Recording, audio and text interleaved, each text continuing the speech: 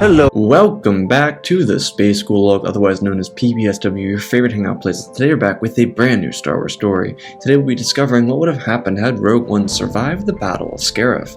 Would Rogue One add to the rebellion throughout the Galactic Civil War, or would their effects be unnoticed alongside of the heroes of Luke Skywalker, Han Solo, and Leia Organa? Before we begin this video, special thanks to our patrons, voice actors, and everyone else part of the Pente Patrol team. If you want a chance to win it in our next giveaway, watch to the end of the video and I will tell you exactly how you can win.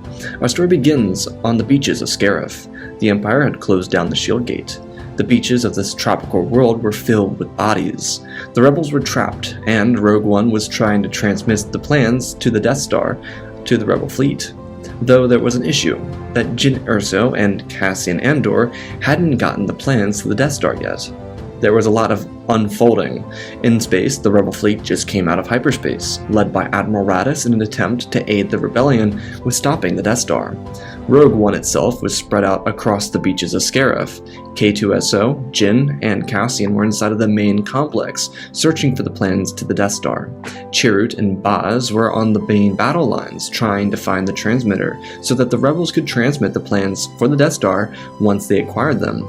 Bodhi, on the other hand, was stationed inside of a Zeta-class heavy cargo shuttle that the rebels arrived in. He was staying there until he could plug in the satellite transmitter to the communication array inside of the ship. Everyone was where they needed to be. When the rebel fleet came out of hyperspace, it was a perfect amount of reinforcements for the rebels on the ground. It was completely unexpected, but it gave a massive motivation boost to the rebels inside of the shield gate already. Outside of the shield gate, Hera Syndulla and Admiral Raddus led the rebels on a massive offensive against the Empire. The space battle was evenly matched. With 2 Imperial Star Destroyers and the shield gate, the small ragtag rebel fleet needed to work fast to take advantage of their surprise. As for everyone on the ground, tension was everywhere. The battle on the ground was bloody. Once the Empire found out the rebels were in Scarif, sirens sounded and troopers from all across the base were sent into combat. Most of them were blindly sent into combat, though. The Imperial comms were hacked by Bodhi and a couple of other rebels, as they directed the troops away from the main rebel groups that were guided by Chirrut and Baz. Inside of the main complex, K2, Jyn, and Cassian were able to make their way towards the archive room. With most of the complex being emptied by stormtroopers running towards the multitude of distress calls, their path cleared up. Jyn and Cassian made their way inside of a tunnel, where they were presented in front of 3 major pillars. Each of these pillars had thousands of drives full of Imperial information. Cassian was very dedicated to getting the Death Star plans, but he couldn't help but think of what else the rebellion could take advantage of if they knew about these Imperial projects.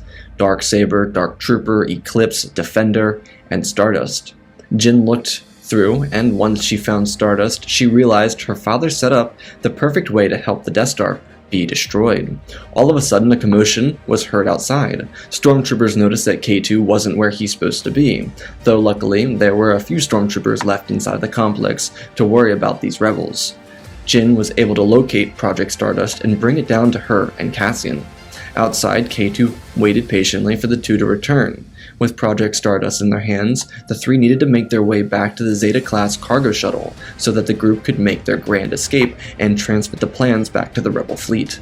On the beaches, Chirrut and Baz ran away from an AT-ACT, which were chasing them down across the tropical plains. These walkers were very large and fearsome, as they blasted away at the ground, trying to hit the insurgents. Chirrut and Baz escaped under cover as U-Wings and X-Wings from the space battle above slammed their torpedoes into the sides of these massive walkers, destroying them almost immediately. The AT-ACT walkers were very strong except on the side. The AT-ACT was present on Scarif because these walkers were not meant for combat zones. Rather, they were designed to help Imperial construction projects and equipped with enough weaponry to be useful in case the Empire needed them to be efficient. The X-Wings and U-Wings tore through the skies as TIE Strikers abandoned their hangar bays to meet with the rebels head-on. For Chirrut and Baz, they were given the necessary reinforcements to get to the transmitter. Everything was perfectly in place for them to succeed. Fresh reinforcements and the transmitter was wide open. The Death Star plans were in the hands of Jyn and Cassian, and Bodhi, on the other side of the battlefield, was able to set up a relay so that he could get to the rebel fleet. In space, the Rebel fleet was picking its battle correctly, as Hera and Red Squadron guarded Gold Squadron towards the Imperial Star Destroyers. Red Squadron was full of X-Wings, and they moved behind General Syndulla flawlessly, as they covered the Y-Wings and Gold Squadron from the TIE Fighters. The Y-Wings were given plenty of room to make perfect bombing runs against the Imperial Star Destroyers, the one furthest from the shield gate. Their precision run left the entirety of the ship dormant in space. Hera and Syndulla commanded Red Squadron back across the battlefield, telling them to protect Admiral Raddus's MC-75 from the starfighters. The Admiral's flagship was sustaining heavy damage, but the Mon Calamari flagship's shields were holding exceptionally well against 2 Star Destroyers and waves of TIE fighters. Admiral Raddus then noticed something as he looked across the battlefield. The Star Destroyer was clearly not able to use its engines as it started drifting into space, and its heavy turbo lasers didn't seem to be firing at the Rebel starship.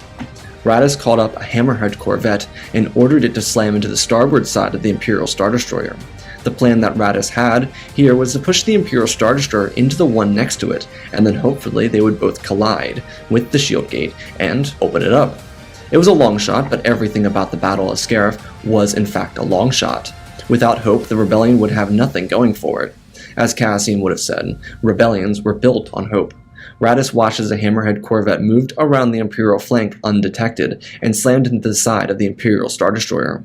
Within moments, the massive capital ship began to drift to the port side. Raddus's plan seemed to be working as the capital ship collided with the other Imperial Star Destroyer next to it. Raddus sat back in his seat, relieved, and then the sergeant adjacent to him told him that they were detecting a massive object emerging from hyperspace. The sight was unreal. When the Death Star came out of hyperspace, no one could believe it. Not even the Imperials could. Most of the people inside the Empire had no idea that this was being constructed, and they all believed that what happened on Jedha was in fact a mining accident. None of them had any idea that the Empire tested a super weapon on a bunch of innocent civilians that were causing a bit of ruckus on Jedha. Everyone in the middle of combat almost forgot about the combat they were engaged in, as they looked at the size of the planetary space station. On Scarif, the oceans began to recede. Scarif's planetary motion was changed completely, as the oceans pulled back, preparing to unleash tidal waves the size of star cruisers on the people left on the planet. Luckily, the rebels still had time as a shield gate opened up above them.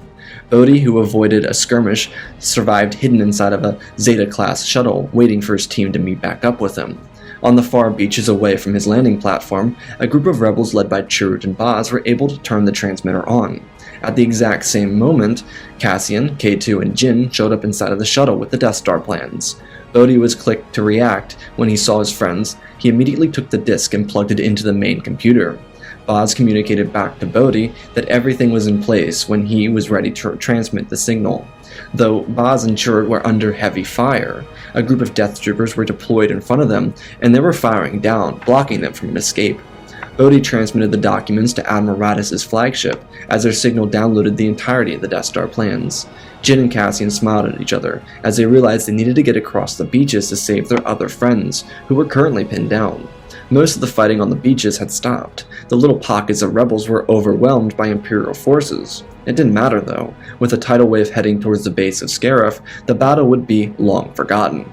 By the time Admiral Raddus's flagship received all the data from Project Stardust, it was too late to retreat. The MC-75 had been heavily damaged when Vader's flagship, the Devastator, arrived out of hyperspace. The personal Star Destroyer of Lord Vader ripped through the rebel forces and tore down the retreating rebel capital ship. For Raddus, he evacuated as much of the crew as he could as he awaited his death, which would come for him soon. For the rebels that retrieved the Death Star plans, they would wait at a small computer where they would use a small disk, much smaller than the one retrieved on the base from Scarif. At the same time, the Death Star laid a single reactor ignition into the base at Scarif, which set off a massive explosion, much similar to the one on Jedha. It would be the last sight that Admiral Raddus would see before being cut down by a crimson lightsaber. Raddus wouldn't give up the location of the Death Star plans. With Imperial stormtroopers from Vader's fist ravaging through the MC-75, it would eventually lead to a bunch of rebels escaping the terrifying Dark Lord of the Sith through a dark hallway. The narrow escape of the Death Star plans would have Tantive IV jumping into hyperspace. Leia Organa was heading towards Tatooine to grab a hold of an old friend of hers, the tired old man who saved her 9 years beforehand. Leia knew that old Obi-Wan Kenobi would be of great assistance to the rebellion. It was just a matter of getting there, and escaping the Empire, of course. The commotion in space was tense as the Death Star abandoned Scarif and Vader went on a chase, but the tension on the ground of Scarif was even more tense, with the ground upending itself and massive chunks of planet being sent airborne, not to mention tidal waves of fire making their way towards the former Imperial base. Everyone was in chaos. Luckily for Chirrut, Baz, and the few remaining freedom fighters, they were saved by Rogue One when their Zeta-class shuttle landed and Cassian and Jyn provided cover fire against the Death Troopers. Across the facility, Director Krennic fled into his personal shuttle, escorted by 2 of his Death Troopers. The pilot took Krennic and the 2 remaining Death Troopers off of Scarif, abandoning their other Imperials and anyone else behind. Krennic was fuming. He told the pilot to take them to Coruscant immediately. It appeared as if Tarkin had gotten power hungry. This power thirst would cost him, and the Empire if it was not maintained. Sure, Krennic made his own mistakes, but it didn't mean the Empire would have to pay for what Tarkin was going to do. And it also didn't mean the Empire had to lose the entire research facility on Scarif. Krennic was going to put a good word in to the Emperor, while secretly hoping Tarkin would mess up enough for Krennic to slide into Palpatine's right-hand man position. On the beaches, the rebels watched Krennic's shuttle disappear into hyperspace. The Death Troopers were all dead, and the few remaining rebel commandos boarded the Zeta-class cargo shuttle. There was a small issue. The ship was very slow and heavy, while the exploding planet encroaching on them was certainly not slow. K2 and Bodhi put the coordinates for Yavin 4 as soon as they could, as the planet began to surround them. They jumped into hyperspace, narrowly avoiding a close encounter with the work of the Death Star yet again. While the crew of Rogue One memorialized everyone they lost at the Battle of Scarif, little did they know of the true losses that the rebellion had endured. Raddus, most of the rebel fleet, and several hundred foot soldiers died for the Death Star plans, though the success of their mission was almost solely because of Rogue One. Their valiant effort and dedication to hope gave the rebellion the one thing it almost lost. Mon Mothma and Bail Organa were losing their grip on the Alliance itself, but with a victory at Scarif, it could begin to make things right. Of course, it had the opportunity to do the opposite of that, but for now, Rogue One sat in the main bay of the cargo shuttle, currently shooting through hyperspace. Unbeknownst to the rebels and to Rogue One, Leia Organa's ship was captured by the Devastator. The Empire wanted the Death Star plans badly, but Leia was very smart and cunning. She wasn't going to allow the Empire to get their dirty hands back on the Death Star plans. She placed the Death Star plans inside of an R2 unit. This R2 unit was smart enough to take himself and his friend C-3PO down to the surface of the planet and escape the Imperials, which had fully taken over the Tantive 4. Leia would have been spared and captured, but her crew on the other hand would be executed on side of the Corellian Corvette, and it would be shot into space and obliterated by the heavy cannons of the Devastator. At the same time, Vader would dispatch several units of soldiers to Mos Espa and Mos Eisley. At the same time, a group of elite stormtrooper trackers would follow the path of the escape pod to see if they could find the Death Star plans that had been ejected from the Tantive 4 during combat. Rogue One was in hyperspace, and they arrived outside of Yavin 4. Everything felt a bit wrong, though. You didn't need to be Force-sensitive to notice the missing MC-75 orbiting the secret base, and you certainly didn't need to be Force-sensitive to notice the reaction of the people across the Yavin base. There were a lot of empty faces. The Alliance Council abandoned ship, and many of the people serving, still alive at Yavin base, lost their friends, brothers, sisters, children, parents, or even grandparents during the Battle of Scarif. While the Death Star plans were secured by Leia and the crew of Tantive 4, it seemed as if they'd been captured. The whole hope of the rebellion seemed to be missing. Leia's ship stopped transmitting a signal to Yavin over Tatooine. It could only mean one thing. The Battle of Scarif, while originally a success, was for nothing. Cassian and Jyn were the first 2 members of the crew to make their way to the command room. Just as they were getting there, a massive freighter landed right next to them. It was the Ghost. From the ship walked out General Syndulla, Captain Rex, and Zeb Aurelios. The general seemed extremely phased as she nodded towards Jyn and Cassian as she walked into the hangar bay. Zeb and Rex talked with each other as they both acknowledged how Hera seemed eerily quiet during the trip back. Cassian made his way over and asked what was the matter. For Rogue One, they knew that Raddus' ship was knocked out of the fight, but the true extent of casualties were unknown. Rex told them that right before the rebellion could escape, a Star Destroyer came out of hyperspace, catching several ships off guard, either destroying them in a collision or ripping them apart with its turbo lasers. Zeb then spoke up, saying that the plans of the Death Star seemed to be lost as well. Rebel intelligence couldn't get a hold of Leia Organa's Corellian Corvette. It seemed as if it was destroyed. As for the Death Star plans, they were likely good as gone. And as for Zeb, Rex, and Hera, It seemed as if the Alliance Council dispersed after the operation at Scarif. Jin and Cassian looked at each other. Cassian shook his head as he ran to catch up with Hera. Jin looked at the other two that were still exiting the Ghost and nodded as she chased after Cassian. The rest of Rogue One looked around the base. While they should have been known as heroes for securing the Death Star plans, the plans were seemingly lost. So, all of their valor was nothing for most of the people here, especially to those mourning the loss of their friends and family. Inside of the briefing room, Mon Mothma stood surrounded by only a couple of rebel higher-ups. Hera and General Dodonna stood next to Mon Mothma. On the table, there was one other member, Bail Organa. He was currently back on his homeworld of Alderaan. He informed the group that the Emperor was making an announcement within the coming hours. Many within the Senate believed he was going to dissolve the Senate and make himself the ruling power in the galaxy.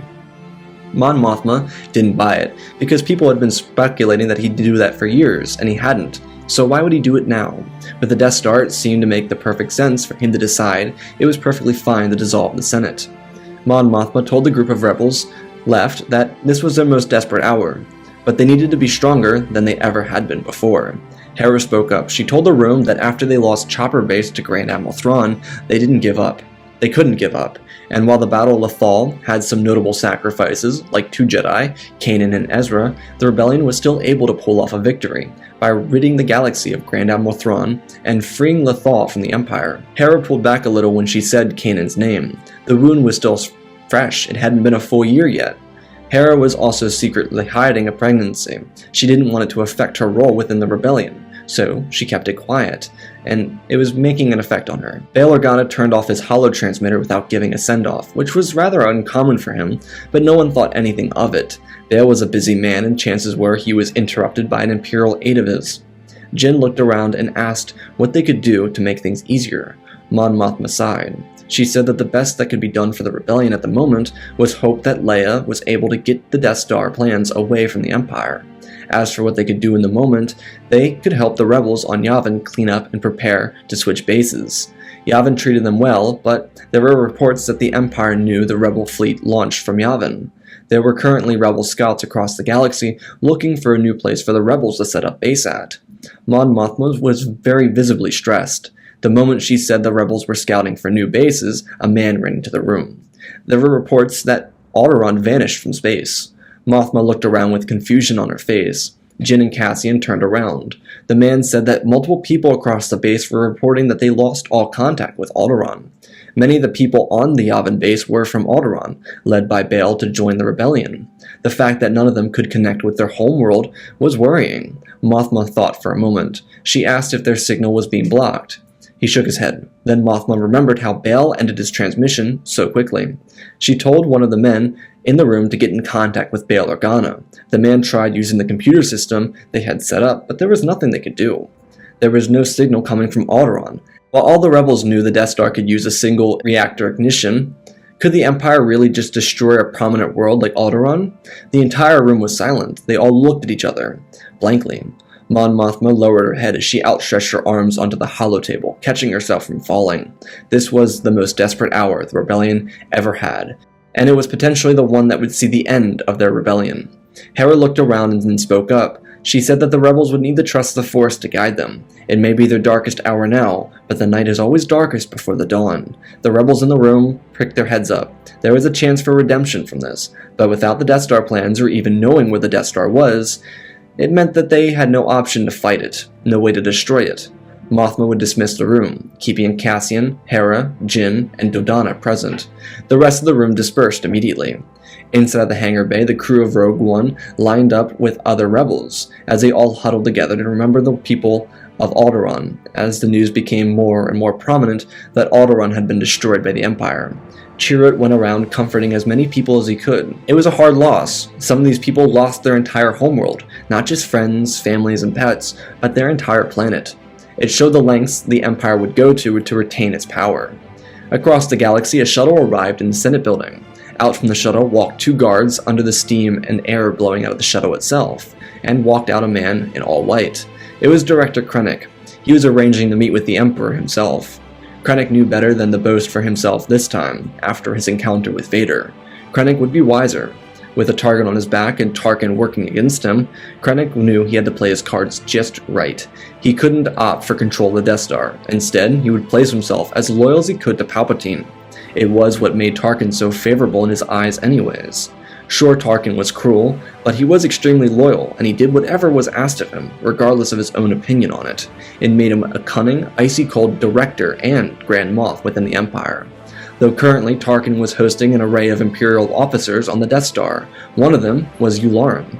Krennic walked with his guard into the Emperor's office. He kept the same office where he was almost killed by Windu 19 years beforehand. It reminded him of how close he was to losing. And then he was saved by his new apprentice, which signified the change that Palpatine enacted on the galaxy. Krennic walked into the office and kneeled before the Emperor. Sidious was actually surprised to see Krennic, especially because Tarkin informed him that he was killed on Scarif. While the Emperor had his time reserved for Krennic, he assumed it would be unfulfilled because of what Tarkin said. This was quite the surprise to him, as he would have never suspected Tarkin of lying to him.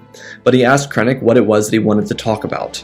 Krennic wanted to thank the Emperor for seeing him on such short notice, and then he told the Emperor that he wanted to provide his services in whichever way was most useful for the Empire. Sidious turned around as he faced the city of Coruscant. He asked Krennic why he thought it was reasonable to test the Death Star on Jedha City.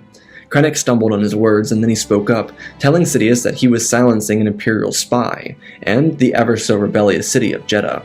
Sidious informed Krennic that while it was originally an annoyance because the Empire had to report it as a mining accident, Palpatine congratulated Krennic because it helped him dissolve the Imperial Senate faster than he originally planned. Sidious, of course, had the intention of getting rid of the Imperial Senate and be done with it, especially with the Organas and Mothmas of the galaxy. But because the Death Star was used as erratically as it was a perfect reason for Sidious to get rid of the Imperial Senate. Sidious requested that Krennic stay on Coruscant for the time being.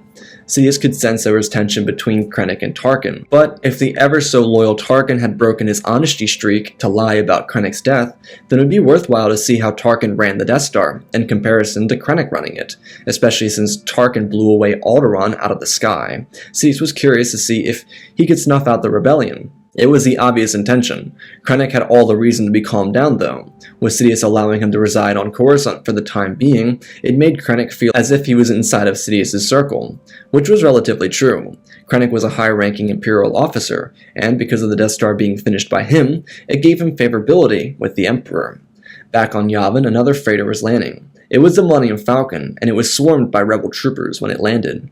When Leia Organa walked out of the ship, the rebels celebrated. Having Leia back meant they would most likely have the Death Star plans too. Leia requested R2 to follow her. After all, she grew up with the droid. Luke, Han, and Chewie followed behind as they looked at the rebels everywhere. To them, this was the largest group of rebels they'd ever seen. Han had an interaction with rebels in the past, most notably Enfys Nest, when he worked with Beckett in Crimson Dawn. That was a long ways behind him, though, and Han didn't like thinking about that, or Kriya. Regardless, Leia got R2 plugged into the mainframe and uploaded the documents holding the Death Star plans. It was very rudimentary, but the point was simple. The rebels had to run along a trench line and shoot torpedoes into a small port. It could be done, but it had to be a once-in-a-million shot. Without any U-wings, Cassian was stuck on the ground. He wanted to be a part of it, but there was a new kid on the block who took the last X-wing available. His name was Sky Talker or Killer or Walker, something like that. Cassian didn't really care though. The crew of Rogue One stuck together for the most part. After Jedha and Scarif, they were as close as any group of freedom fighters could be with one another. Rogue One sat in the briefing as the rebel fighters got the Death Star plans. Though there was a tiny issue. The Death Star was making its way for Yavin 4. The rebels didn't have much time, though after the briefing, Han Solo and Chewbacca were given credits for rescuing the princess. Luke was rather disappointed that Han would just bail on the rebellion. Jin, Cassian, K2, and Baz were walking through the hangar together as they noticed a smuggler and his Wookiee friend loading up credits. Cassian stopped in his tracks and asked what Han was doing. The smuggler looked at Cassian and then back to what he was doing, as he expressed little words telling him that he was just getting off this rock before it blew up. Cassian asked why Han was taking rebellion credits. Han told Cassian that he wasn't throwing his life away for some silly rebellion. He'd been through this exercise before with rebels. Cassian shoved Han and said then maybe he should leave before he left without the ability to spend the credits. Han looked at Cassian. Chewie growled. This was a very obvious threat. Jin and Boz stood behind Cassian, trying to get him to stop. But Cassian said that the rebels needed everything they could get their hands on, and this scum was taking credits to waste away or to give to some crime lord. Han stood up tall. He was very obviously taller than Cassian, but the rebel freedom fighter had been in this fight since he was 6 years old. He wasn't afraid of some smuggler. Han swung at Cassian as Andor grabbed Han's hand and pulled him around. Han was caught off guard as Cassian pulled his blaster from his belt and placed it to Han's back. Chewie roared fearsomely as he reached for Cassian, only to be caught in the metallic grips of K2SO. Out from the corner yelled someone to stop. It was Mon Mothma. Cassian rebutted back as he asked why they would just give the smuggler their credits. They needed them. Mothma told Cassian she approved of it because the rebels got Leia back and they got the Death Star plans. Leia couldn't be replaced and neither could those plans. They were so important that the rebels got their hands on them, they could use them. Cassian sighed as he looked at Mothma and then pushed Han back off and lowered his blaster. K2 backed off from Chewie as the two smugglers looked at K2 and Cassian. Han twisted his wrist around trying to loosen it up. He wasn't a fan of backing down from a fight, but more than anything, he just wanted to be off this planet before it blew up. Cassian turned around and then stopped as he looked at Jin and Boz. Cassian whipped his head around as he told Han that hopefully someday he would find his heart to be a better man. The credits he was walking away with were retrieved from hope, death, and dedication. So many rebels suffered so that he could walk away with credits and allow the fight to keep going without caring at all. Han bit his lip as he turned around and picked up the remaining crates of credits and took them inside of the Falcon. Cassian looked at Jin and then the Mothma, who told Cassian that he acted out of his place. Cassian did apologize to Mon Mothma, but he also rebutted by saying that someone who had been fighting against the Empire since he was 6 was a bit taken aback when people could just take money from the rebellion when they were not fighting for galactic freedom. Mothma placed her hand on his shoulder and told him that while it was a shame, it was Han's path, not their own. If he wanted to join them, then he had the opportunity to, but for now, he was on his own journey. Cassian gritted his teeth. While Mothma was right, it still ate away at him that someone could just take credits from the rebellion and not use them to fight against the Empire. Han exchanged a look with Cassian as he walked into the Millennium Falcon. Jin turned Cassian around and told him to let it go. There was no point in allowing a smuggler to get inside of his head. Cassian and Jin followed Mothma as she told them that she was going to Mon Calamari to memorialize the late Admiral Raddus. Cassian asked if the Death Star was coming to Yavin. Mothma nodded her head. Jin then pushed Cassian aside and asked why she was abandoning her rebellion while the Empire was breathing down its necks. It was clear Dodonna and Organa were staying behind, so why wasn't Mothma? Mothma couldn't disclose what she was really doing. She was going to Mon Calamari to strike a deal with the Mon Cala to aid the rebellion. It was a top-secret initiative to ensure the rebellion secured longevity in this war against the Empire. Cassian, Boz, and Jin were all standing in front of her as the rebel guard came up and stood between them and Mothma, informing the three rebels that some missions were more important for the rebellion. Jin and Cassian shared some expletive words back with the guards as they escorted Mon Mothma to her transport. At the same time, the hangar bay doors opened. The rebels were on the move, as they had one more chance at defeating the Death Star. Cassian and Jin were called on by Boz to head to the control room so they could listen in. While the control room was for certain members of the Alliance, Rogue One was now considered high enough up to be a part of this operation. Jin, Chirrut, Bodhi, Boz, Cassian, and K2 all found their way inside of the control room, just as the X-Wings in space began to lock S-foils into attack position. The battle was just about to begin, and the Death Star was within 10 minutes of being in firing range.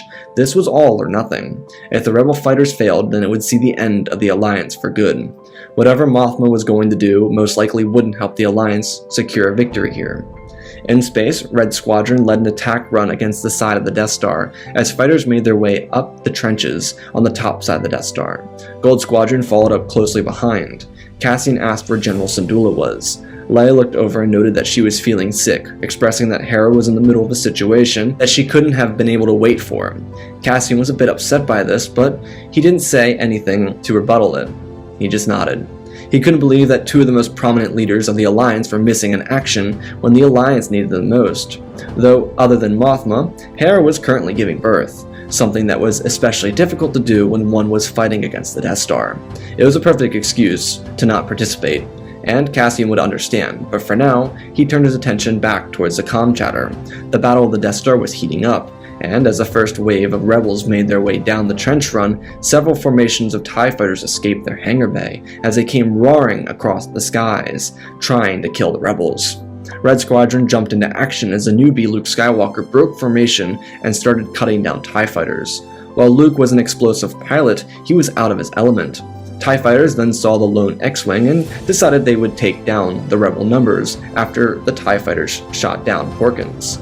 Luke evaded combat from TIE fighters that were chasing him. Wedge Antilles called over the radio telling Luke to watch his front. An X-Wing barreled towards Luke as he pulled his X-Wing to the right, and Wedge did the same as he used all of his firepower to destroy the two fighters that were chasing Luke. Inside of the trench, members of Gold Squadron released their torpedoes into the side of the Death Star, smacking the massive structure. Gold Squadron ripped out of the tunnel as Red Squadron pushed forward. Luke dove down into the trench run as a group of elite TIE fighters barreled out of the hangar bay. Luke pushed his X-Wing to the limit as he watched the tracker in his cockpit. He was looking for the hole that was about the size of a womp rat. The people inside of the Yavin control room realized how close the Death Star was to being in range of Yavin. It had closed in on being in range within the coming moments. If Luke wasn't successful, this would be the end of the Alliance. Luke's X-Wing pushed as fast as it could, as the elite TIE fighters in a TIE Advance dove down into the trenches too. They took some shots at Luke's wingman, and Wedge had to pull out and bail on Luke. Luke was in this all alone, as he heard a voice come through telling him to trust the Force. Luke didn't think anything of it, as he stayed focused on the transmitter. The voice came to him again. It sounded like old Obi-Wan Kenobi. But how is that possible? He died hours before on the Death Star. Luke listened this time as he put the tracker away. The people inside the control room on Yavin asked if Luke was alright. Luke responded immediately. He was ready, and he was okay. Luke continued flying through the trench as Vader landed a hit on R2-D2. Luke's Red 5 was perfectly fine. It was R2 who was damaged though. Luke continued as he called out saying that his wingman was gone. Luke could hear and feel the Death Star fighters behind him getting ready to land the killing blow. Out of nowhere, the TIE fighter on the right side of Vader's TIE Advance exploded. The TIE fighter on his left clipped him, sending him away from the firefight. The Millennium Falcon blasted into the air as Han Solo came over the comm links and yelled out a prideful Yahoo! Han then called out to Luke, telling the kid to blow this thing so they could all go home. Luke turned his attention back to the Death Star as he focused on the Force within him. Chirrut inside the control center could feel Luke's essence. It was unlike anything he had felt before. He didn't notice it inside of the hangar bay when Skywalker first arrived, but now that he was actively using the Force, it was incredible. Vader felt it before being sent into space. Luke focused in on the target and shot his shot as a torpedo sped through the trench and smashed down into the hole left behind by Galen Erso. Luke and the remaining rebels, including the Millennium Falcon, doubled back towards Yavin as a massive structure fired and shot its shot and imploded from the inside out. The Death Star and millions of employees that worked on the superstation died instantaneously. Survivors of the Clone Wars, veterans of decades, regular staff, officers, all dead within moments. The Death Star was a massive failure on behalf of the Empire. The rebels, though, returned to Yavin so that they could celebrate the victory. When the surviving pilots returned, pomp and circumstance began as the rebels celebrated the heroes of the galaxy, specifically Luke, Han, and Chewie. Cassian made a specific point to go over to Han and Chewie and apologize for picking a fight with them earlier. K2 also made his way over to Chewie and Han to apologize. K2 was a bit snarky about it as he told the two of them that Cassian was the one that made him apologize for what happened earlier.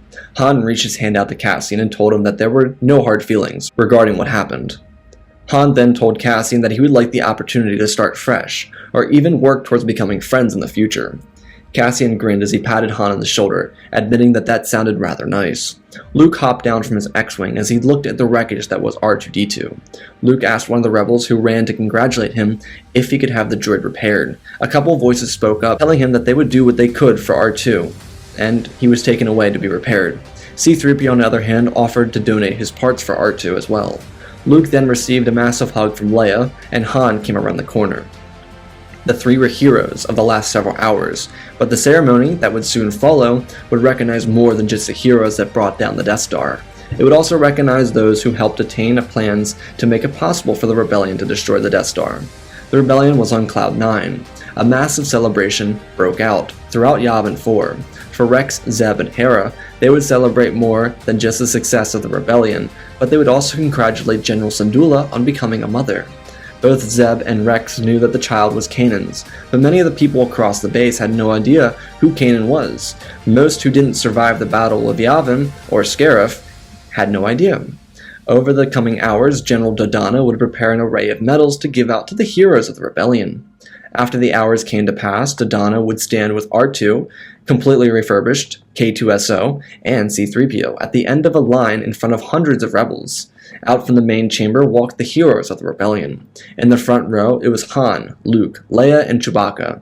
In the second row, it was the heroes who led the brave assault on Scarif and recovered the Death Star plans. Odie, the Defector, Cassian, the Rebel, Baz and Chirrut, the Guardians, and Jin, the Fighter. The rebels would watch as these 9 heroes of the rebellion would walk forward and be presented medals. On the side, K2SO would nudge C3PO, asking why they didn't get anything. The protocol droid looked over at K2 with a confused, innocent face and said it wasn't his place to know. R2 plopped out his zapper and buzzed K2, as a taller former Imperial droid looked down and told R2 that was very rude. R2 whistled at him as K2 smacked the little droid before turning to see the people he'd spent the last couple of days with receive their medals. As the 9 were presented their medals, they all turned around and a massive applause broke out, and a cheering commenced. Across the galaxy, Sidious growled inside of his office. He told Masameda to get Director Krennic to his office immediately. Sidious was informed by Lord Vader, who was currently en route from Yavin 4 to Coruscant, that the Death Star had been destroyed. At the same time, Sidious was sending out the closest fleet in the area to deal with the rebel insurgents and kill them for what they did to the Empire and to the Death Star. It didn't really make a difference though. The rebels weren't dumb enough to stick around. After their celebration, they loaded up and abandoned their planet. There was a new planet for the rebels to set up base at. Hoth was on the other side of the galaxy, but it was hidden, and it was made of ice. It would be suitable for the rebels' needs at the moment. The rebels were currently abandoning Yavin because it was the smartest decision for their cause to survive. Sidious sat eagerly in his office, awaiting the arrival of Director Krennic. Sidious didn't know if he should be angry or pissed at the fact that Tarkin was foolish enough to try and kill the man who had the information to save the Death Star. When Krennic arrived inside of Sidious's office, he demanded that the director sit down. Krennic assumed that he was in trouble. Most of the time it wasn't a good thing when you were called into the Emperor's office. But if one was loyal to Palpatine and didn't mess up, often the chances were that it wasn't a big deal.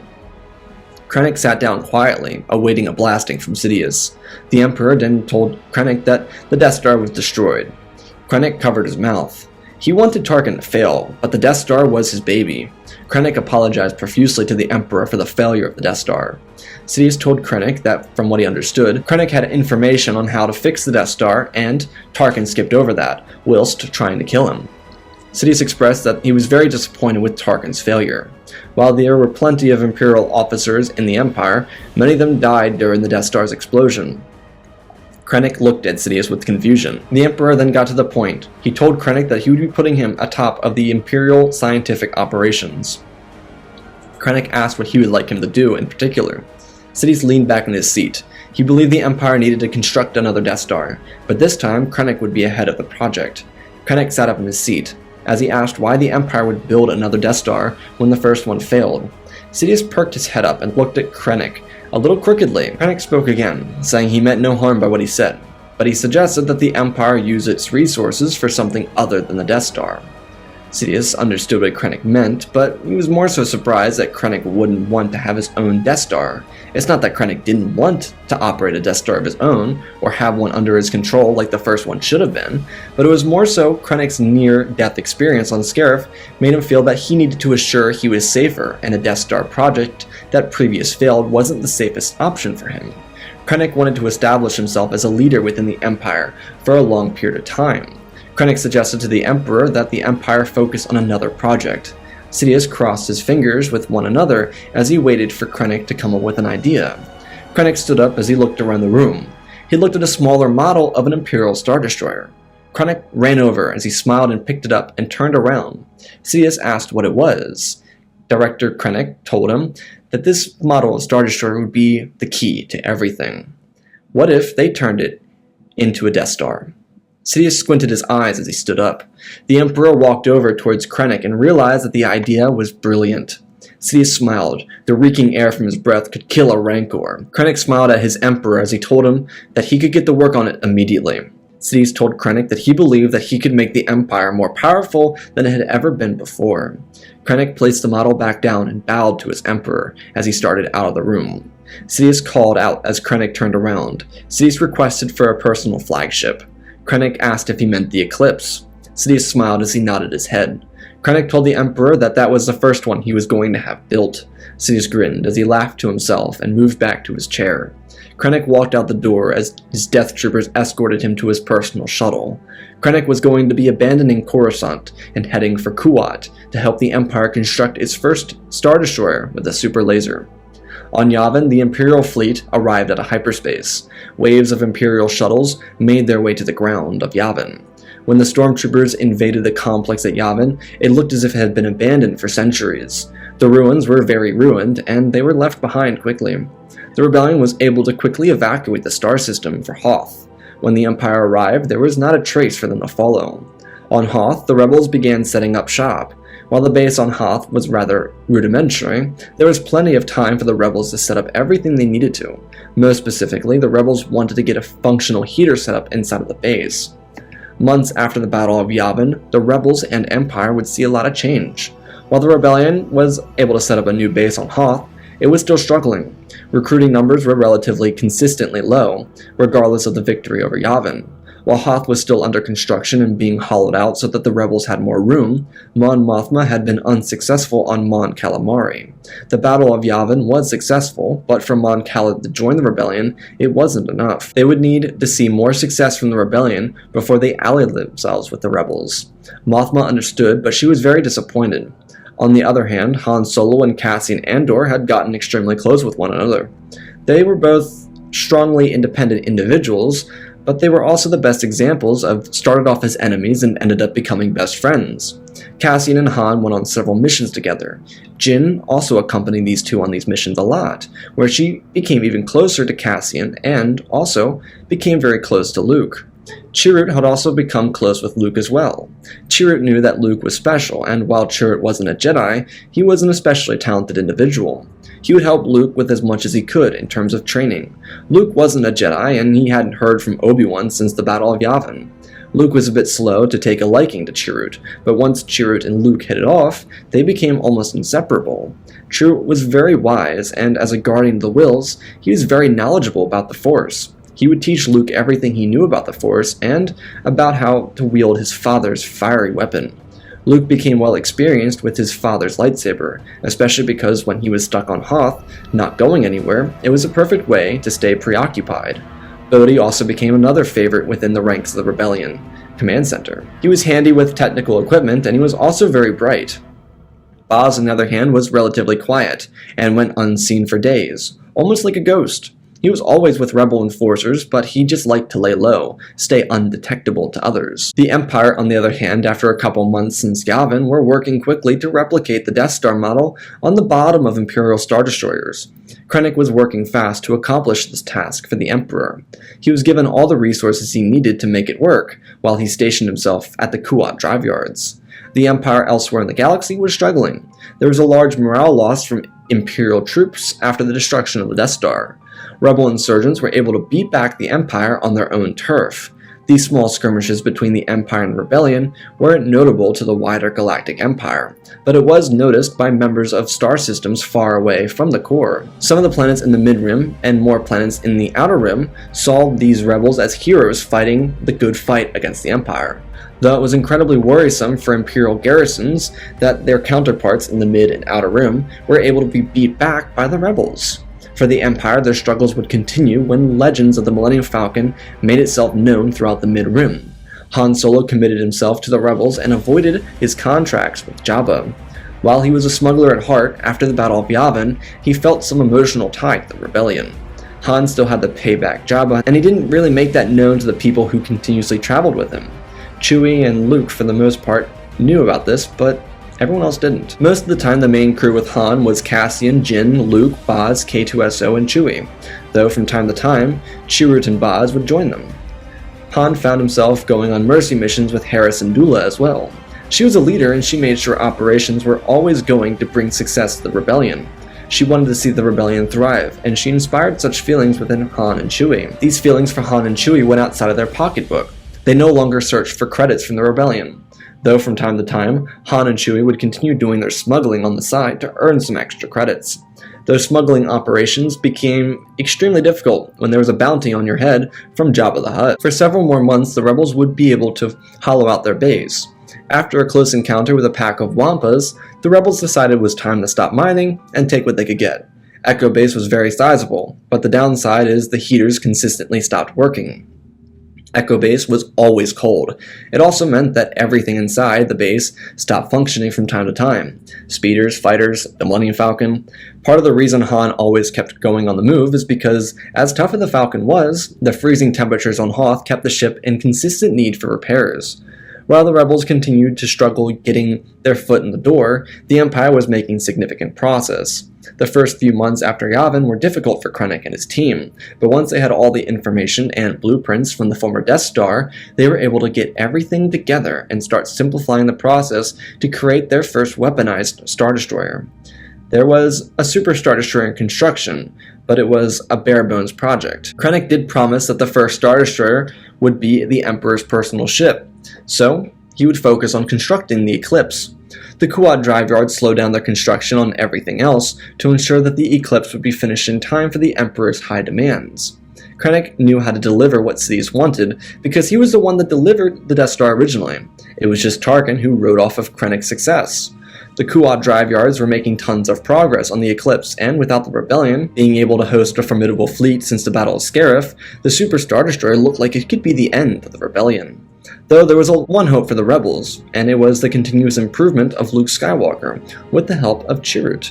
The blind guardian of the Wills was quite the teacher, and while it might not seem like he'd be a good fit for teaching, he was.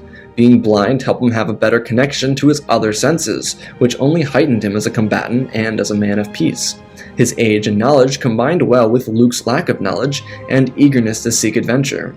Chirrut knew the ways of the Jedi, but he wasn't teaching Luke those ways, because he wasn't a Jedi.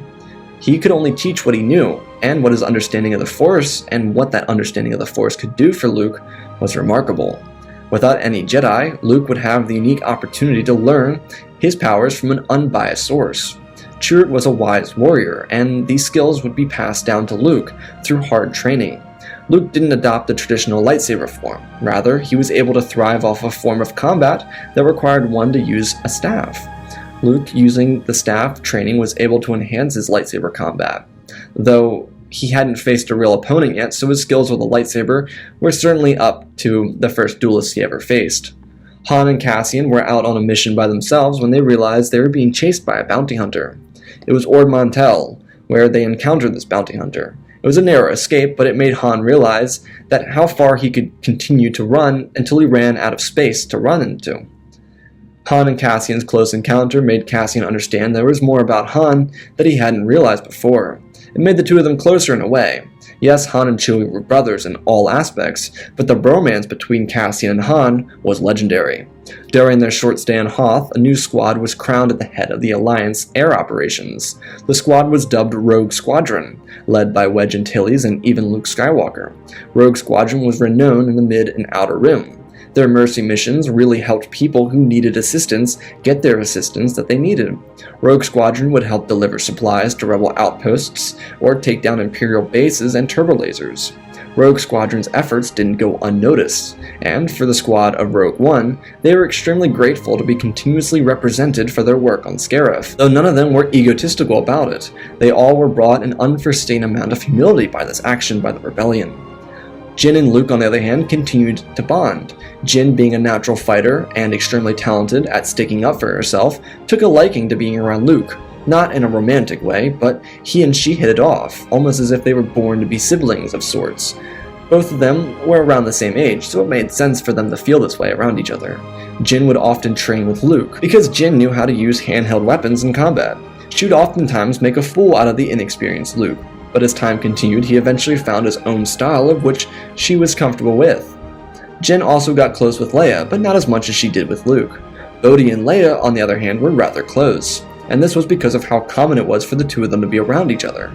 Bodhi and Leia also had a very platonic relationship, in which they were very consistently around one another, talking about the rebellion and even cracking jokes.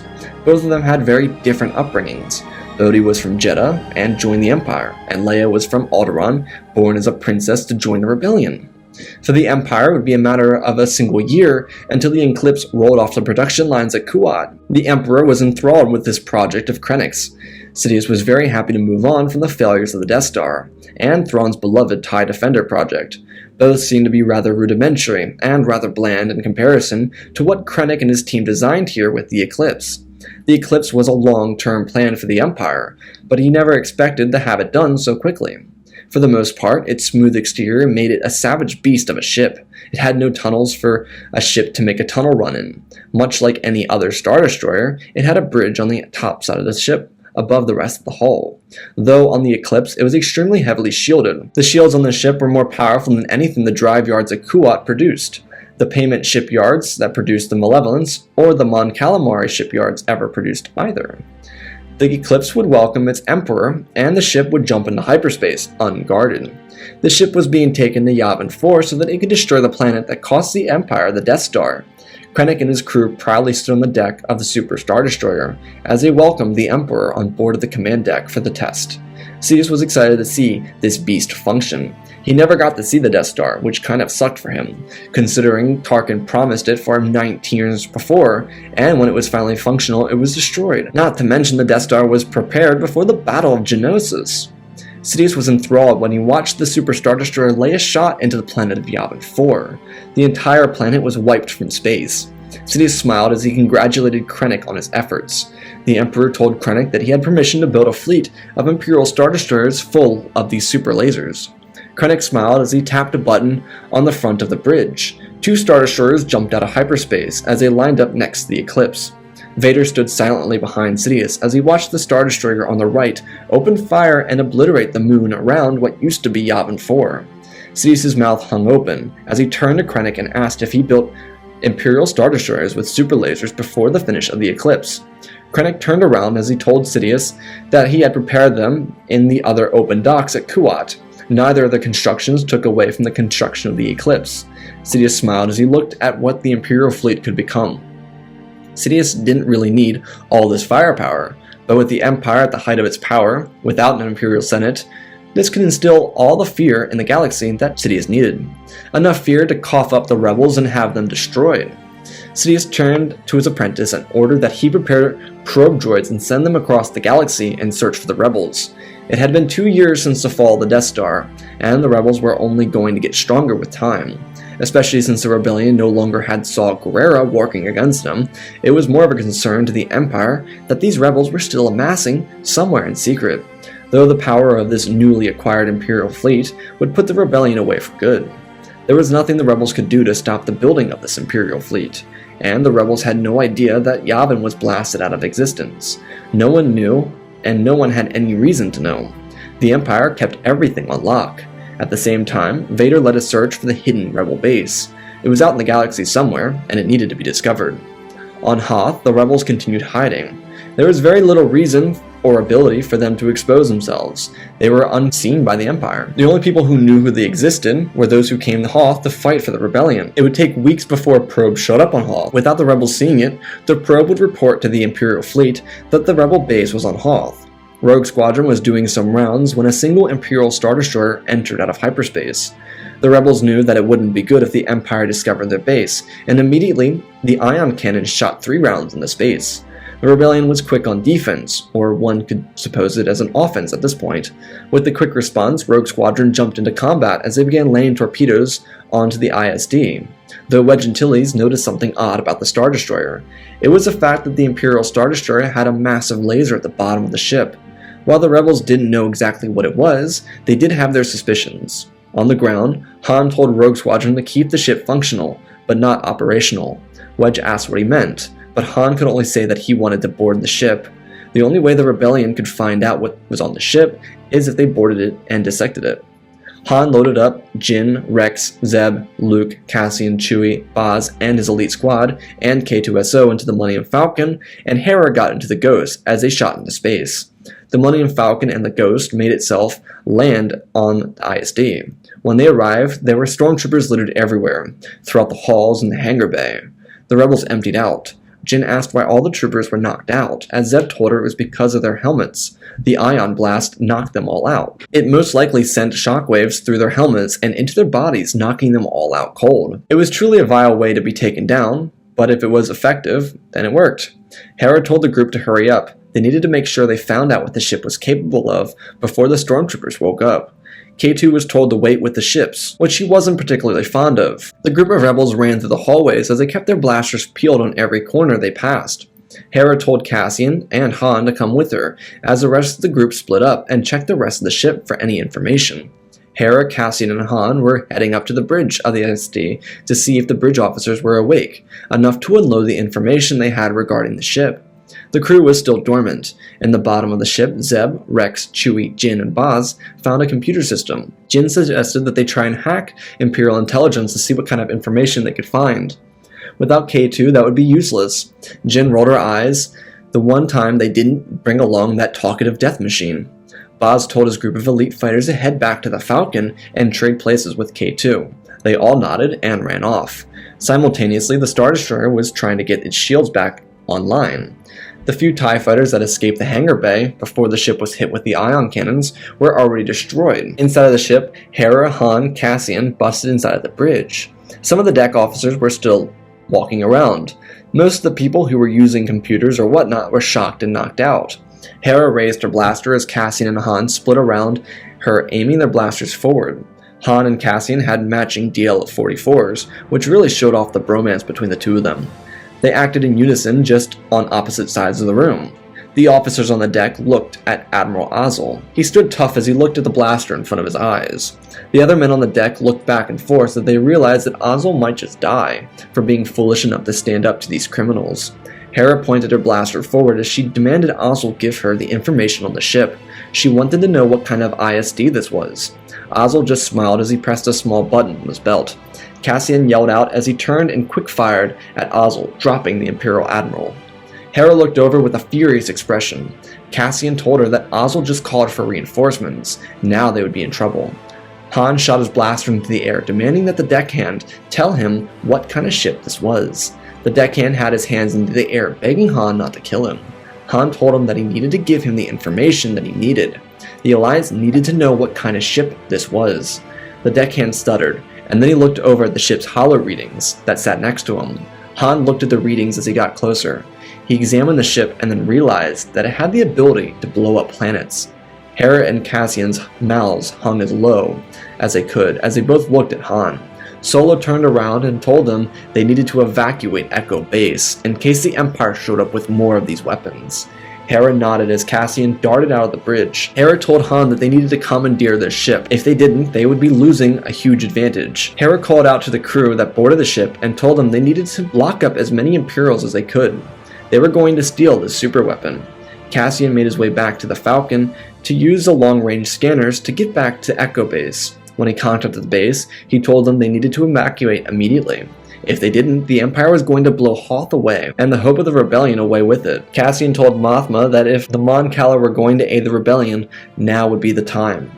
Echo Base went into high alert. Chaos reigned across the entirety of the base.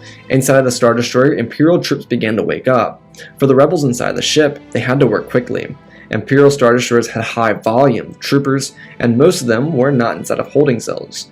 No matter what and how quickly the rebels worked. Though there was a benefit of alerting Echo Base. Many of the men and women who could fight would be joining the crew inside of the ISD. They would help quell the stormtroopers and take the ship away from Hoth. The rebels acted quickly. Many of the stormtroopers who were waking up were severely disoriented. They had no concept of where they were, and when the rebels showed up, they were coherent enough to get themselves into firing position. Luckily for these Imperials, the group of rebels wouldn't be executing them, just stunning them and throwing them into prison. Over the course of the next hour and a half, the entire Imperial crew would either be killed in small skirmishes or imprisoned. At the same time, all of Echo Base relocated to deep space, where they would go into hiding. As for Mon Mothma, she found herself heading through hyperspace towards Mon Calamari, so that she could inform the people of Mon Cala that the Empire was prepared to destroy everything they could. Inside of the Star Destroyer, Hera commanded the bridge, as she called out to Han on the other side of the command deck and asked if there were other Imperial vessels heading towards Hoth. Han nodded his head. He admitted that there were a couple of Star Destroyers exiting hyperspace. He told her that he didn't know if the ISDs were equipped with superlasers or not, though he did know that they would be arriving within moments. Hera then turned to Cassian, who had his head under a control panel with K2 standing over him, giving him directions. Hera asked how Cassian was coming along.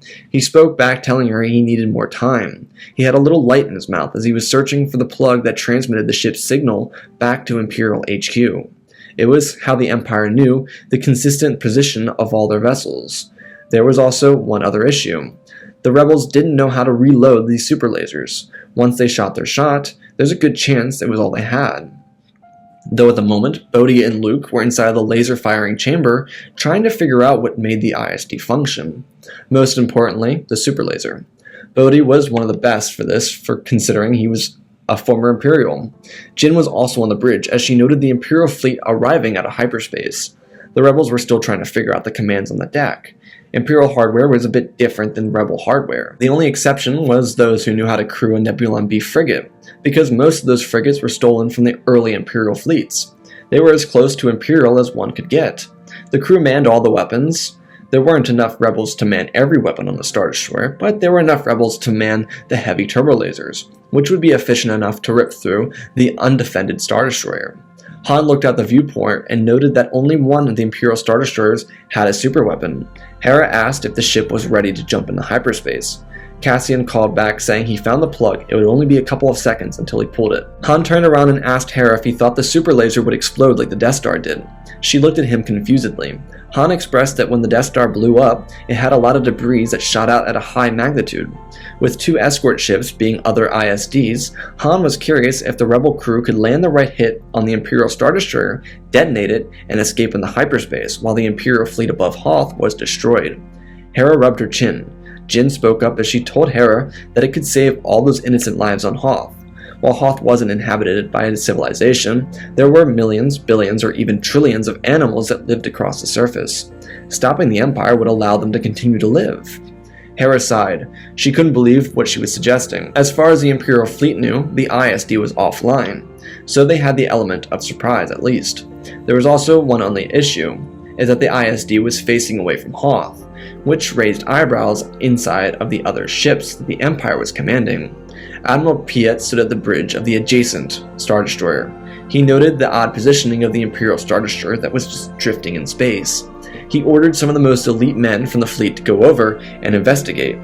Hera on the bridge made sure that everything inside of their Star Destroyer appeared to be offline. She did it to ensure that no one thought to see the ISD as a threat. It was working, especially as the Imperial fleet started to pass by. Hera looked at the viewport as Han told her that there were several more ships coming their way. Luke and Bodhi ran into the bridge as they told the command deck they figured out how the superlaser operated. Hera hushed them as she told the left side of the command deck to prepare their stations to come online. Cassian pulled the plug and jumped up. Jyn asked if K2 had the coordinates ready for the ship to jump into hyperspace. Hera ordered the entire deck to flip on the switch for the ISD as they all jumped into battle stations. Turbo lasers rang out across space as they shot the gunships down heading towards the rebels' stolen ISD. The gunship dropped out of the sky as the turbo lasers began to impact the weapon on the bottom of Piet's starship. Piet panicked as he called out across the deck to raise the shields, but it was too late. The shields weren't operable enough to handle the multitude of firepower coming out of Hera's ISD. The ship pounded away as it obliterated the gun at the bottom of the ship. The ISD then crumbled from the inside out as a massive explosion rang out across the small Imperial fleet. The other 2 ships weren't prepared as they had just raised their shields. It wouldn't be enough or of any use. They were too close to the explosion of Piet's flagship as it exploded into a fiery blaze above Hoth. K2 asked if the time was right. Hera called out as the ISD then jumped into hyperspace. The rebels on the deck all cheered. They successfully captured an ISD, and with it, they destroyed an Imperial fleet. While it wasn't a massive fleet, it was a large enough fleet to grab the Empire's attention. As for the rebels inside of their ISD, they would arrive out of Mon Calamari in a good time.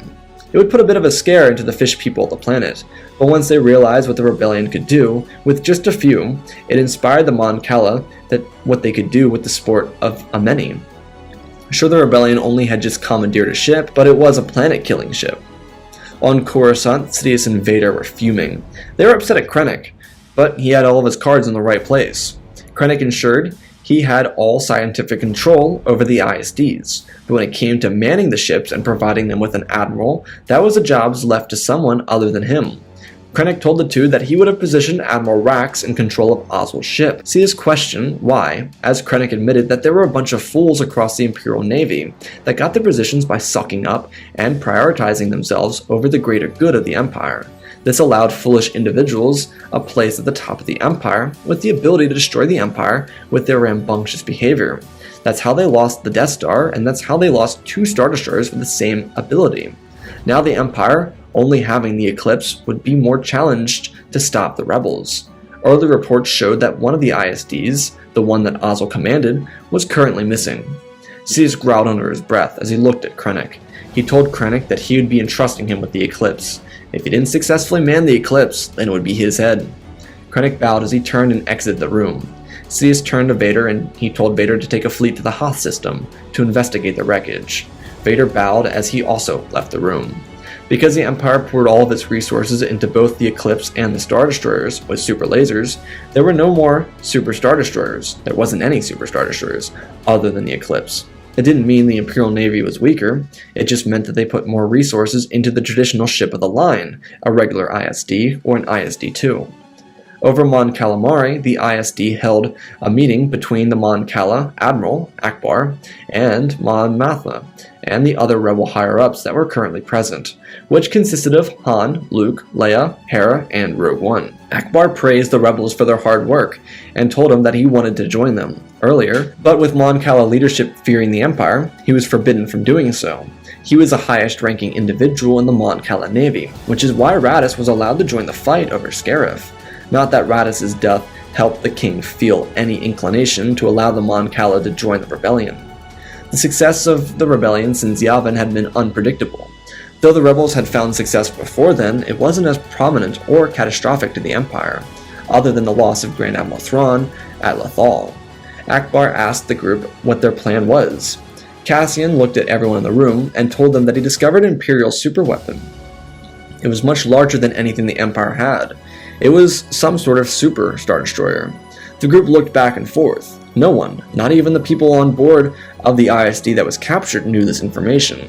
Cassian and K2 found it when they were in hyperspace, and thought the dramatic reveal would do the crowd better. Ackbar asked what their weapon was, or where it was. Cassian said he didn't know for sure, considering the ship was mostly cleared from Imperial records, but he recognized the name from Scarif a couple years back.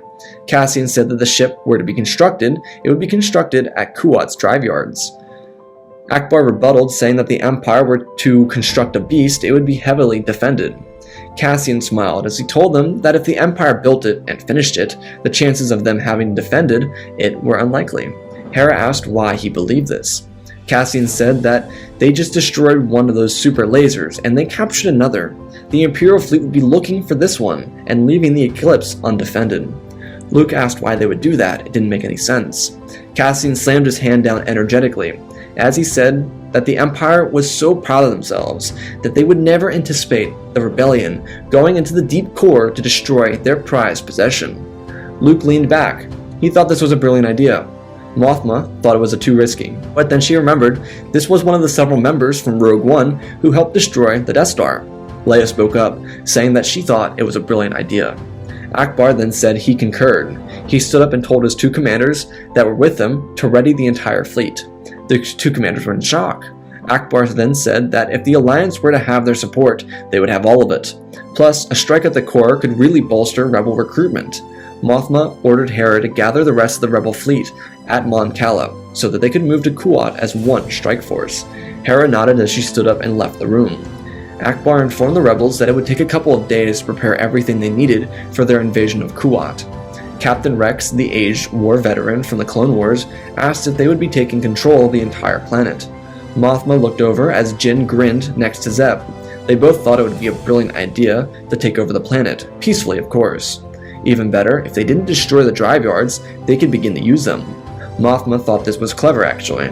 Rex then told the group to hold on as he left the room and gathered a couple of holocron discs.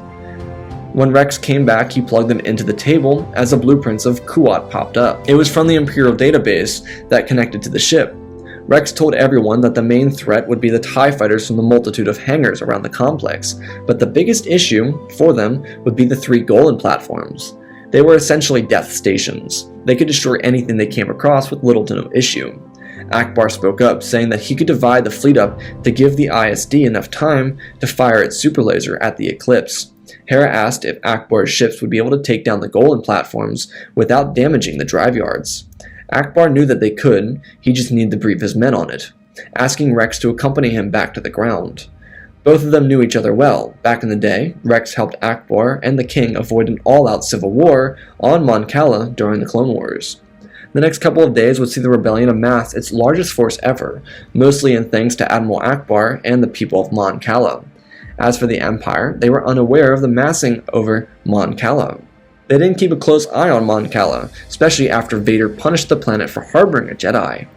They hadn't shown rebellious tendencies since that happened. At the same time, the eclipse was being brought back to Coruscant. Sidious wanted to be inside of his vessel, and he couldn't be bothered to go to Kuat to visit her. Vader had just returned from Hoth, after not being able to report any signs of the rebellion.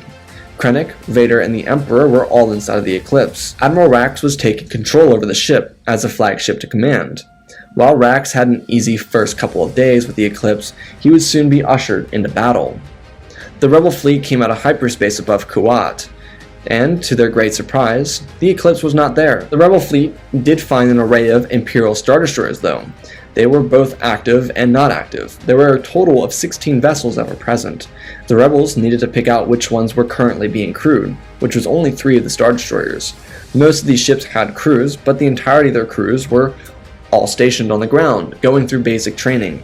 Most of the new Star Destroyers off the assembly line were full of newly recruited recruits, and before those crews could get deployed, the thousands of crew members needed to undergo their basic training.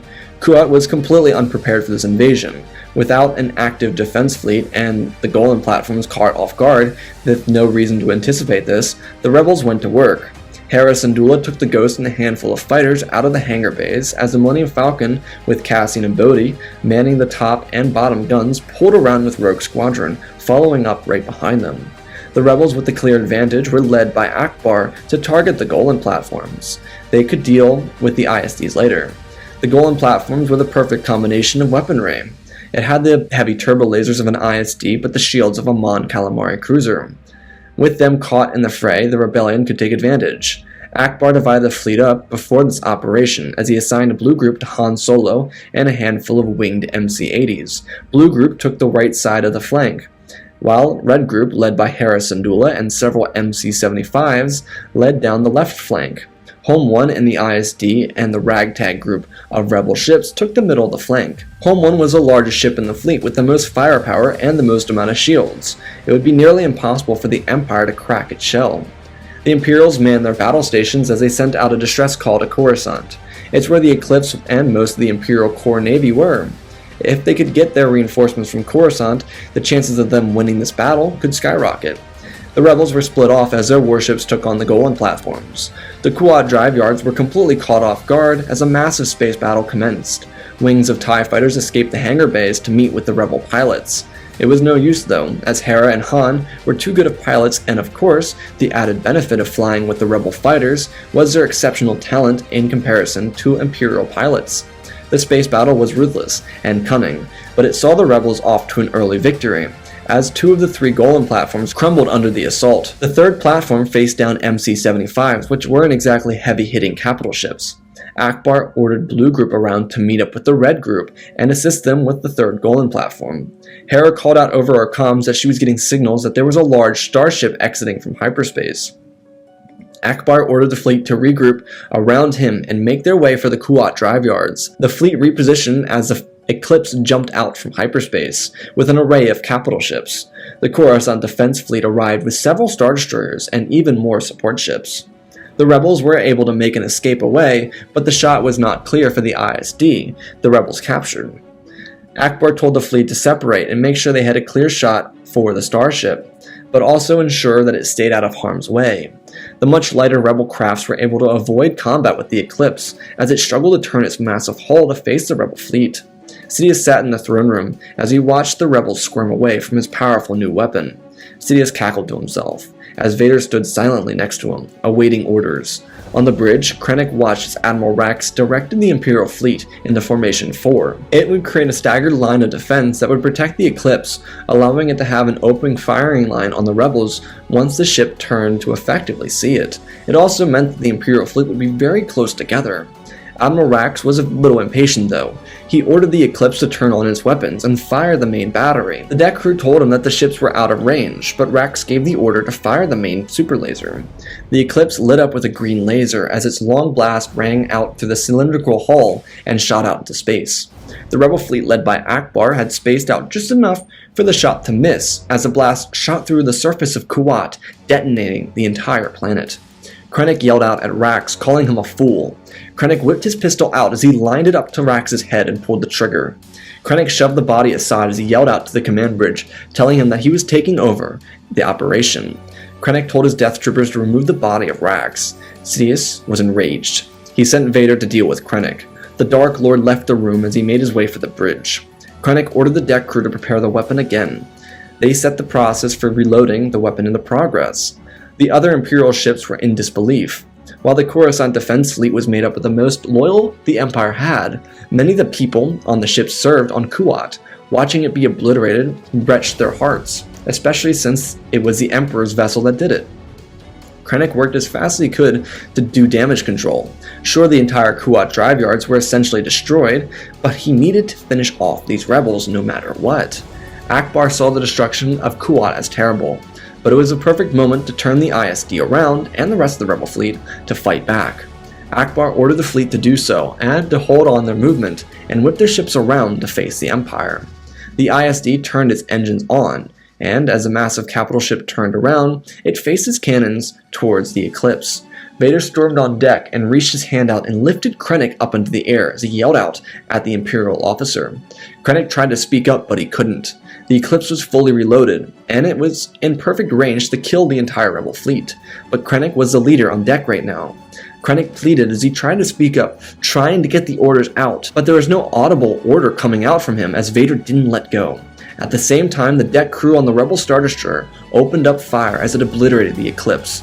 The shot rang out and the entire Imperial fleet watched as Vader, the Emperor, and the pride of the Imperial fleet shattered in half. It was silent at first, and then a massive boom came out of nowhere. The debris from the ship shattered out and exploded with the velocity of 1,000 star systems. The Imperial fleet became extremely damaged as the destruction of the Eclipse ripped through them. It didn't matter though. Ackbar ordered all ships forward as the rebels jumped into a counteroffensive. They unleashed all of their firepower on the Empire as they tore through the remaining Imperial fleet.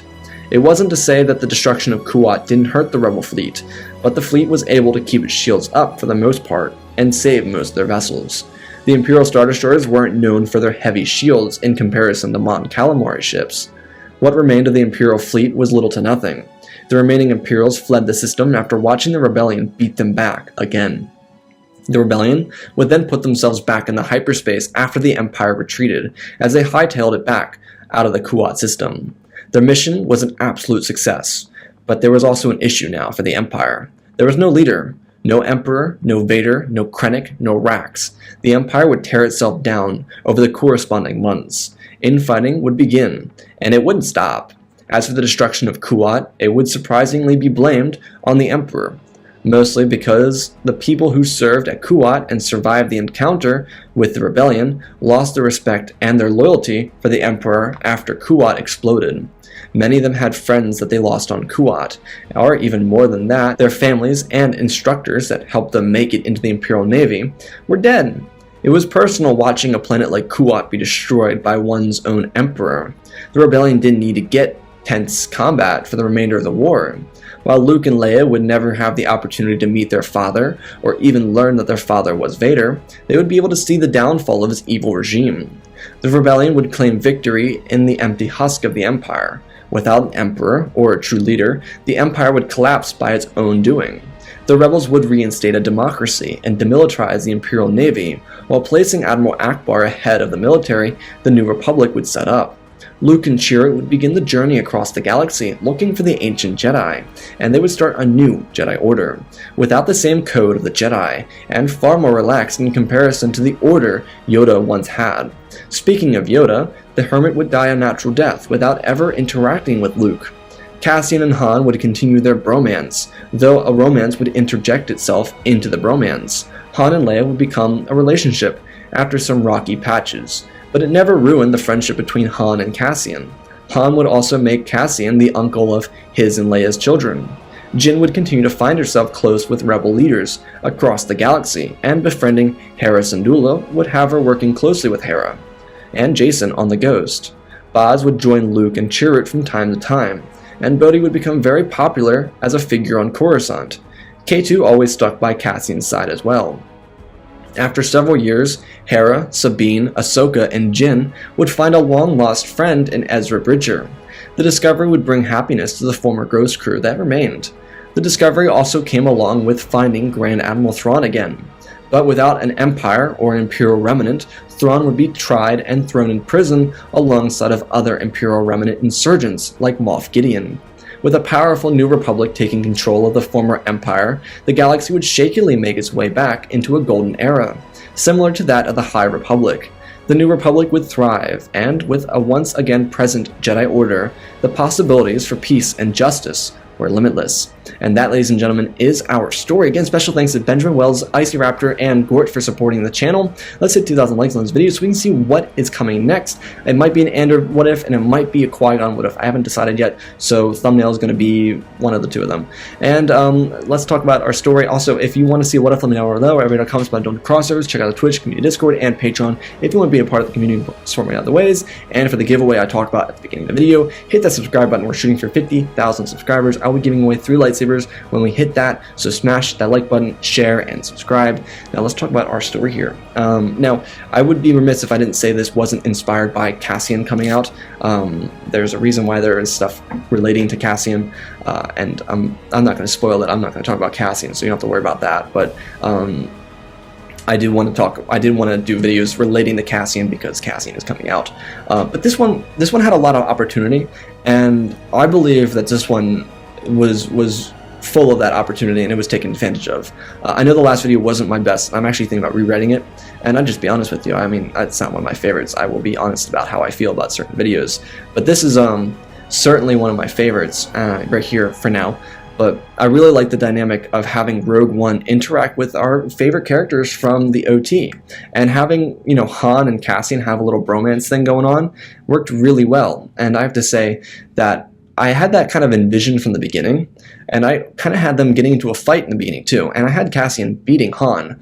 And that's not a knock on Han, it's just me thinking that Cassian could probably hold his own against Han and beat him in a hand-to-hand combat or one-on-one combat, in just like a regular fight, like a bar fight kind of thing. And I think having Cassian and Han have a little bromance thing going on was really kind of fun, honestly, because like in the prequel trilogy, you have Obi-Wan and Anakin. That's kind of like a bromance kind of thing. More during the Clone Wars, and during the sequel trilogy, it's Finn and Poe that have a bromance. Luke and Han don't really have a bromance. I wouldn't say it's a bromance. They're just like best buds kind of thing. But having a bromance for Han, I thought would be a lot of fun, because Han and Cassian are kind of similar. They're kind of like loners, but they're also really cool, so I thought like having those two work together would be really fun.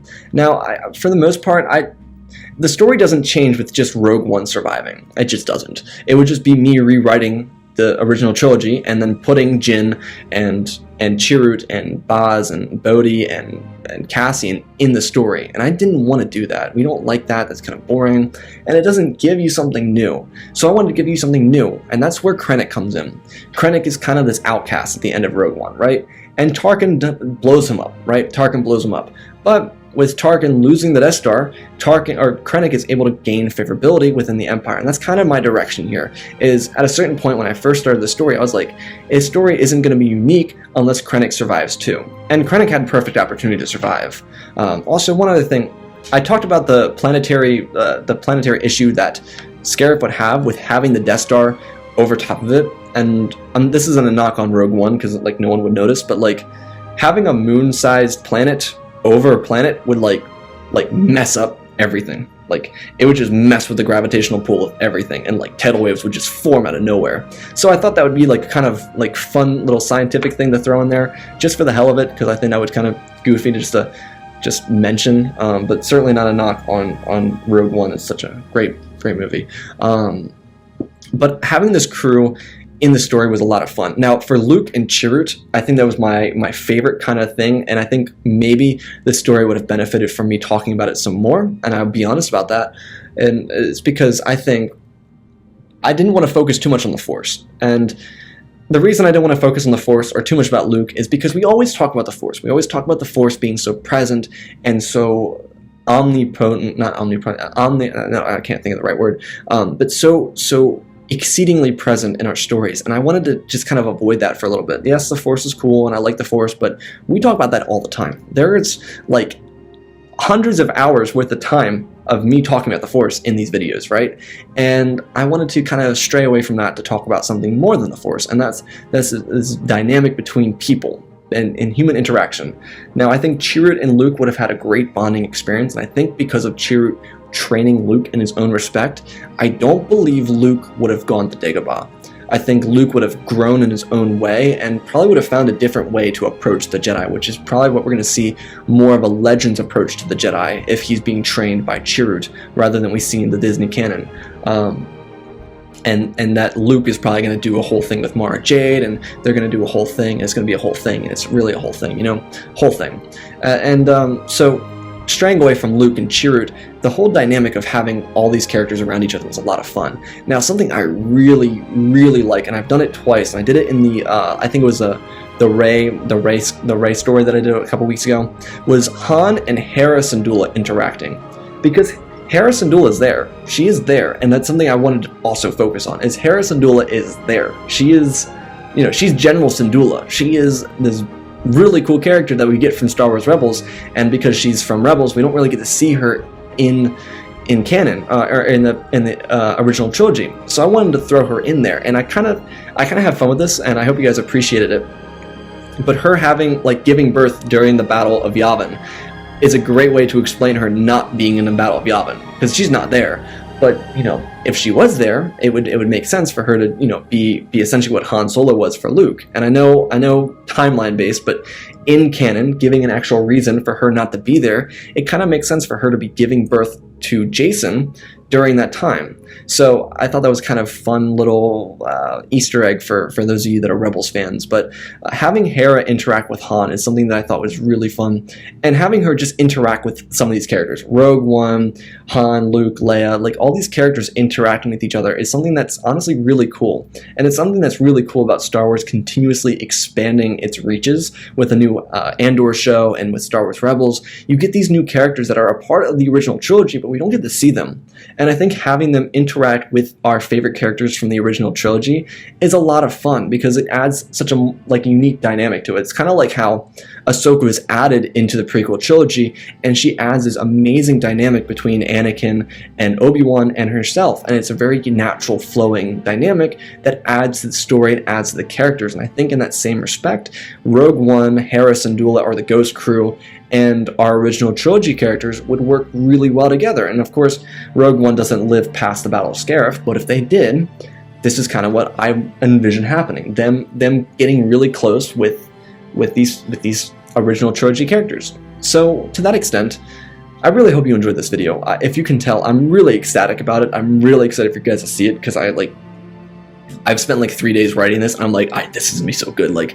I really, really hope you guys enjoy it, and I'm really ecstatic about it because it's such a unique, different story than we've done on the channel for a while, and I really like writing unique stories because it lets me have a lot more creative freedom than talking about Anakin for the umpteenth time. I do love Anakin, but I like this story a lot because I got to change the main villain from Sidious to Krennic. And that was fun because I didn't have to kill Sidious off to do that, and that's something I talk about a lot.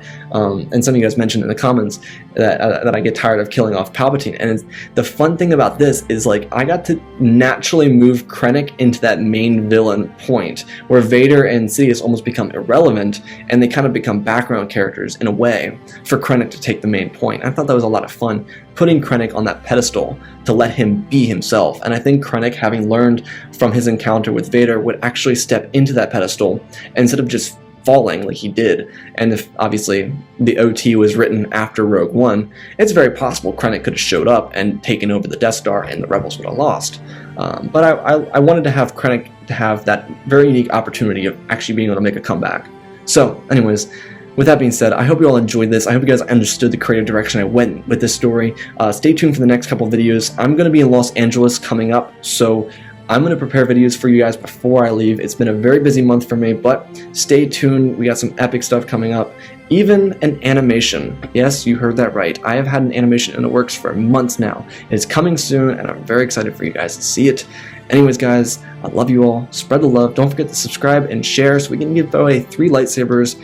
Anyways, remember, my friends, may the Force be with you.